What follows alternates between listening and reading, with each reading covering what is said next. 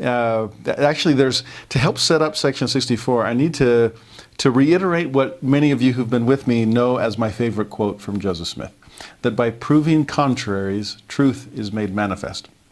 Now, that can be confusing. Contraries is a word that we don't use very often. We're more used to the word paradox. And a paradox, or a contrary, is kind of two things that are that aren't supposed to go together, but you kind of force them to. And what makes the paradox is that how can these two things coexist? And yet they do. Now, we're not talking about opposition in all things the way Hyde described it. When he talked about opposition, he meant good versus evil. You have to know in order to appreciate the sweet, and so on. The contraries are similar to that, but instead of it being good and evil, light and darkness, it's good A coupled with good B. So both sides are positive, and that's important to understand. You see, any virtue, when taken to an extreme, becomes a vice. And so what you need to help it from doing that is a complementary virtue, a contrary, that keeps this one in check, and vice versa. The one we're most used to, and the one we'll spend some time talking about today, is justice and mercy. And you see, if justice is a virtue, but if it becomes too extreme to become harsh and judgmental and so unbending, that's Javert in Les Miserables, then that virtue has now become a vice. So what does it need? Well, it needs to be tempered, balanced with mercy. Now, can mercy become a vice if it becomes too merciful? Yeah, C.S. Lewis had some great statements about mercy becoming unmerciful when it's detached from its opposite, namely justice. It becomes overly permissive. It becomes enabling and lackadaisical. That's why Jesus did such an incredible thing when he told the woman taken in adultery, "Neither do I condemn thee," there's mercy speaking, "but go and sin," since that's what you did, "no more." There's the justice speaking. And so much of life is kind of bouncing back and forth between those two positive poles that help define any given principle. That's why I call it the Goldilocks zone. I'm neither too hot at one extreme nor too cold at the other. I'm right in the middle where I need to be. And I stay in the middle, not by eliminating the two extremes, but by coupling them, holding them both together. The more I've studied this, and I've been chewing on this topic for years. Someday I'd love to put it all down in one place. But I've been amazed, and once you have an eye to see it, they start jumping out all over the place in Scripture. Justice and mercy is an obvious one, but faith and works, or speaking the truth in love, or unity and diversity, or community or individuality, the institutional revelation versus individual revelation, agency and inspiration, male and female. There are so many of these, and it's key for us to be able to grapple with the contraries, prove them, force them, keep them together in this kind of active tension that allows us to maintain balance in our discipleship. And the beauty of having things on both sides, two positives that are pulling us in both directions, is the fact that you can move kind of laterally in either direction depending on where you happen to be at a given moment in your life. You see, that's what makes discipleship tricky, is that we are moving targets. And culture is constantly shifting, and it's like the river currents that we were talking about last week. That's one of those dangers upon the waters that we hinted at, that currents are constantly shifting. The waves and the winds that tend to blow us off course. And in fact, if you think about a ship analogy, when the winds and the waves, or the cultural currents, are pushing us to starboard, then what do you end up doing? You get as many people as you can to lean towards the port. It's always amazing to me to see pictures of those that are kind of hanging off the edge of a boat. And what are they trying to do in their extremity? Well, keep the ship from falling off in the opposite extreme. Now, you don't want to overcorrect, because as soon as the ship starts to list to port, then you got to start leaning towards the starboard. But that's the beauty of contraries. Am I being too permissive in my parenting, for example? Well, then I need to take a step in the direction of justice. But if I'm too harsh a disciplinarian, then I need to take a step, or two or three, in the direction of mercy. All in hopes of ultimately gaining that perfect balance that Jesus always achieved. He's the best example you could ask for of someone who was constantly proving contraries. In fact, I've mentioned this before, the cross to me is such a perfect example of that, because there is a vertical that is attached to a horizontal. There's a paradox. Am I supposed to look up or reach out? And the answer is yes. You're supposed to do both. First great commandment, vertical, love God. Second great commandment, horizontal, love your neighbor. In fact, one of my favorite Christian writers is G.K. Chesterton. He was kind of the C.S. Lewis of his day, a generation before C.S. Lewis. He had been an atheist. He reconverted to Catholicism and became a great Christian apologist, trying to help other people understand the power of the Christian faith. And he talked at length about contraries. He didn't use that word. At one point he called them furious opposites, that Christianity did an incredible job of maintaining their oppositionality as well as their ferocity, both the lion and the lamb living together. And he pointed out that about the cross as well, that the cross itself, that the crux of Christianity, there is a collision and a contradiction. And Christianity allows us to embrace those positive contradictions in life and move in either direction depending on which extreme we happen to be moving towards. It's constant course correction. And the constancy of that course correction is kind of what I wanted to bring up to set the stage of section 64. And so to see the balancing act the Lord is trying to do. In fact, I've seen this throughout history, that when society or culture or civilization itself is too far on one extreme, history has a way of correcting itself. But unfortunately, it has a way of over-correcting itself. During the Enlightenment period, when it was too much head, the Romantic period overcorrected to say, well, now it's all about heart. And are we going to find the middle? When monarchy started to lean towards tyranny, and the American Revolution said, we got to fix that. Well, the French Revolution kind of over-fixed that and needed to be pulled back in. In its zeal to avoid tyranny, it fell off the other edge towards anarchy. I mean, this is Scylla and Charybdis in Homer's Odyssey. That too far in one direction, and I get eaten by the monster, but too far in the other, and my ship goes down in the whirlpool. I have to find celestial center. I have to be able to learn to balance. And ask any gymnast what that takes. Incredible core strength. And that is what the Lord is trying to develop within us all. Like I said, that will take constant course correction. So 60 to 62, mercy. 63, justice. 64, forgiveness. We're trying to balance the two. We're trying to limit how far the pendulum is swinging as we correct and overcorrect. We're trying to find middle ground. In fact, one of my favorite statements along these lines is again from G.K. Chesterton, who said this: religion is sometimes only a matter of an inch, but an inch is everything when you are balancing. And that's what we're after. The church could not afford to swerve a hair's breadth on some things if she was to continue her great and daring experiment of the irregular equilibrium. Once let one idea become less powerful, and some other idea would become too powerful. It was no flock of sheep the Christian shepherd was leading, but a herd of bulls and tigers, of terrible ideals and devouring doctrines, each one of them strong enough to turn to a false religion and lay waste the world. I love that. No wonder the restored Church of Jesus Christ of Latter-day Saints does so much to try to balance the contrary pulls that are out there. Honestly, in all my study of other religions, and I try to say this humbly, but I've never seen another that does quite the same job of balancing those furious opposites, those opposite positives. The pulls of the positives of Catholicism and Protestantism, combine the two and you have the restored gospel. The genius behind Judaism and Christianity, combine the two. There's Mormonism, as formerly called. Calvinism and Arminianism, hierarchy and democracy, the way the church is organized, the way our doctrine is taught, our practices, it's amazing to see. But because of that, and again, with all of the swirling currents around us from society itself, be prepared for constant course correction. I was actually struck by this from a recent comment that I heard from one of you. An interesting conversation we were having back and forth as she described a wonderful husband who had left the church years ago.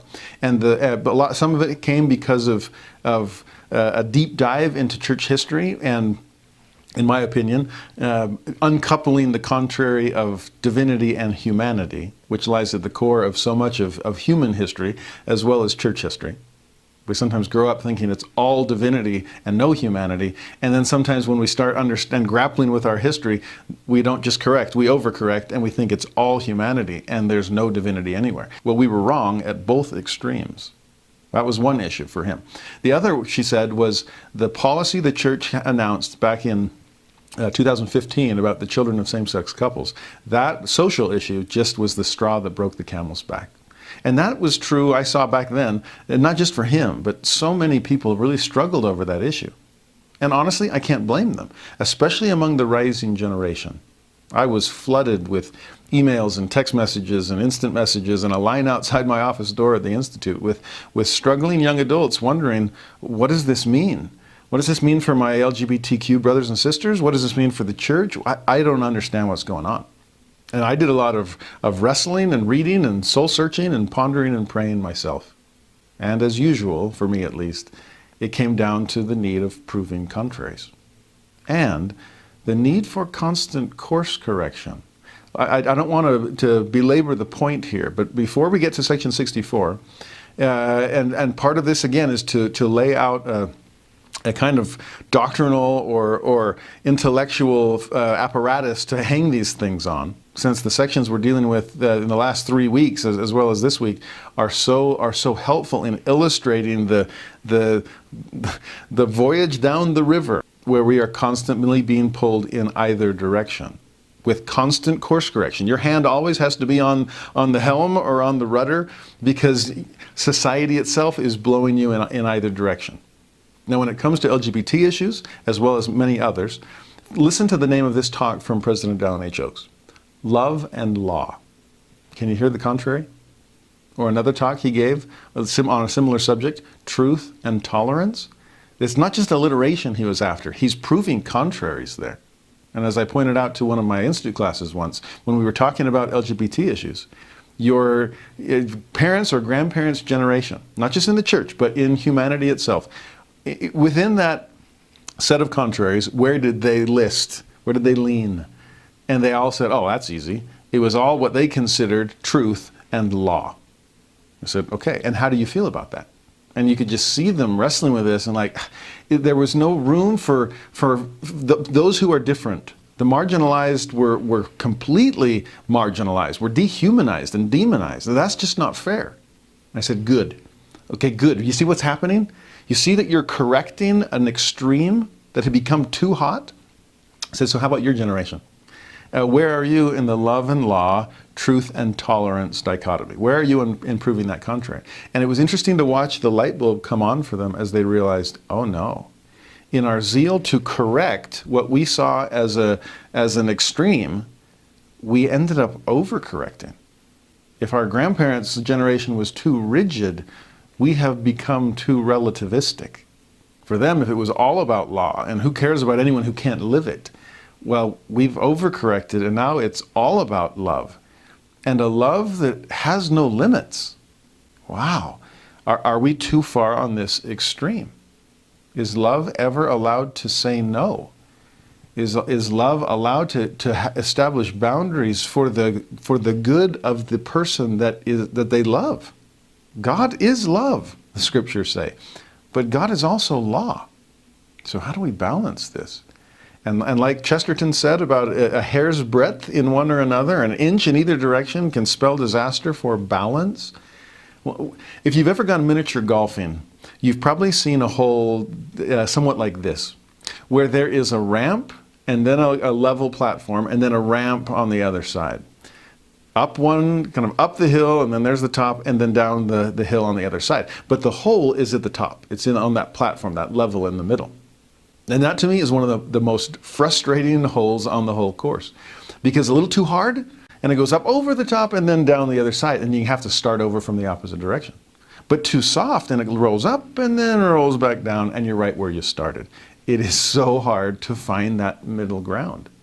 And to me at least, to see the history of the church's policies, plural, regarding the children of same-sex couples, to me, that is a matter of trying to sink the putt in the middle with it being really, really hard. Because especially with something as significant as marriage and chastity, I mean, these are major, major defining doctrines in the kingdom of God. Chastity, one of the most serious of commandments, and marriage. Again, I mean, to think about how the role marriage and family and procreation and the contraries of male and female in a family, what that has to do with the plan of salvation, the nature of divinity itself, with heavenly parents that are male and female, gender, part of our eternal identity and purpose. I mean, this is big stuff, which means that the ramps on either side are incredibly steep, and the level on the top where the hole is incredibly narrow. It is a hair's breadth, as Chesterton suggested. And since we're on a shifting sea of cultural currents, be prepared for constant course correction along the way. I always laugh when I watch old movies and somebody's driving in the movie and there's a green screen behind them, but it's like they're trying to overact that they're driving because the hands are constantly moving on the steering wheel. I'm like, man, if I actually drove like that, I'd be swerving constantly. Well, in a way, since society, the road beneath us is constantly swerving, then yes, we have to constantly be moving. A little left here, a little right here, left, right, trying to just stay balanced on things. I honestly wonder when it comes to that issue, if it began with what they call the Utah Compromise, which I thought was a stroke of legislative genius because it coupled together, it proved a contrary with tolerance on one side. We're going to join equal rights and civil rights for the LGBTQ community, with religious freedoms and liberties for those among believers, specifically believers in a heterosexual, biblically based theology. Now, to couple those two together, that's a balancing act. And that was the purpose behind that legislation. Can we get to a point where these two groups have to recognize the humanity and the rights and freedoms and responsibilities of their ideological other? We're going to connect them in the same piece of legislation. We're going to give each side an oar in the water, and we have to learn to row together. Well, I do wonder if some people within the church, and this is just church culture I'm describing, I wonder if some people saw that as, oh, well, awesome. The church is finally leaning in the direction of tolerance and love. And if they overcorrected in that direction at the expense of law and truth, then can you see why the church would have to say, well, be careful. There's still the law of chastity. There still is the plan of salvation and the nature of divinity and the importance of covenants and accountability to them. So if there's a child of gay parents, wonderful. We'd love to have you all come to church. That's section 46. You have spiritual gifts that we all need. And so please feel welcome to be a part of all of this. But when it comes to baptism and the covenants that are being made there, we just need to make sure that this child isn't torn between a rock and a hard place, or in this case, parental love and divine doctrine. So what do we do? Now, I think many people misinterpreted this to just have this blanket statement that we're going to condemn the whole lot. And that was never the case. In fact, if there was anything blanket statement, it was a blanket statement that bishops needed to be personally involved in the discussion and the decision-making process with every family in that set of circumstances. It established a rule, a default position, and bishops were left with to discern the exceptions that they could then bring to the first presidency.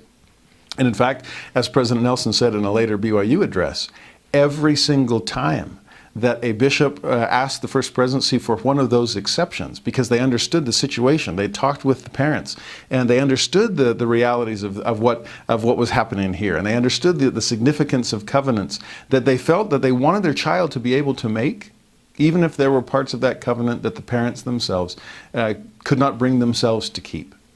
And those are personal decisions. But like President Nelson said, every time that an exception was asked for, it was granted. Because who better to stand at the intersection, the crossroads of the collision and contradiction at the heart of the cross, than a bishop who understands institutional revelation and personifies it in some ways, but also understands the individual and the revelations that they are receiving. I mean, it's that wonderful bishop that's there at the collision of the cross. And based on those bishops' recommendations, all of those exceptions were granted. Now, unfortunately, and this is on the cultural, not the doctrinal level, many people within the church overreacted to that. Overreacted to the Utah Compromise, and then overreacted to the church's policy. And so then when they're thinking, oh, well now, oh, forget about love and tolerance, it's all about truth and law. Okay, I guess we were right the first time. And a few years later, then the church has to go, no, no, no, no, no. Okay, fine. We're going to change the policy then. And rather than have the default establish a rule that we'll then grant the exceptions to, we'll establish the default on the other side. And baptisms and baby blessings and so forth are allowed. You don't have to get the exception. This will be the new rule. But the ultimate rule hasn't changed. You see, I heard too many people during those kind of that 4-year window and ever since that there was kind of a, oh, well, what, is God just changing his mind? Did the church see that they were wrong and now they're correcting themselves? Be careful. Remember what we learned earlier in the Doctrine and Covenants. The Lord commands and revokes. And though from the outside that might look like a divine change of mind, really what is it? It's constant course correction, because cultural currents are shifting balances constantly. And in an issue that is of such eternal importance, steep slopes at a very narrow level, a razor-thin Goldilocks zone, I'm not surprised at all that there has needed to be constant course correction. I am buckling up and preparing for more of it as time goes on.